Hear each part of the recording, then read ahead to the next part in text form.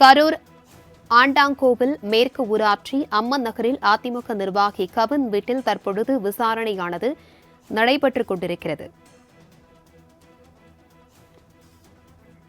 இதுகுறித்தான கூடுதல் விவரங்களுடன் இணைகிறார் எமது செய்தியாளர் அஜித். வணக்கம் அஜித். எதன் அடிப்படையில் தற்பொழுது அதிமுக நிர்வாகி வீட்டில் சிபிசிஐடி போலீசார் விசாரணையை தொடங்கி இருக்கிறார்கள்? இதுகுறித்தான விவரங்கள். வணக்கம் பிரபாவதி.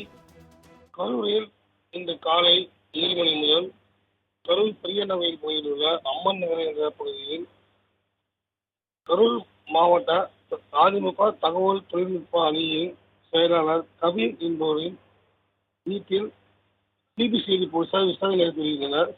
இந்த கவின் முன்னாள் அமைச்சர் எம்.ஆர். விஜயபாஸ்கரின் தீவிர ஆதரவாளர் மற்றும் எம்.ஆர். விஜயபாஸ்கர் இந்த வழக்கிலிருந்து ஒரு மாதம் தலைவராக உள்ளார். அதே போல இந்த கவியிலும் ஒரு மாத காலமாக தலைவராக உள்ளார். அதனால் இன்று வீட்டுக்கு சென்ற சிபிசிஐடி போலீசார் கவின் இல்லாததால் அவர் தந்தை குழந்தைகளிடம் தீவிரமாக விசாரித்து வருகின்றனர்.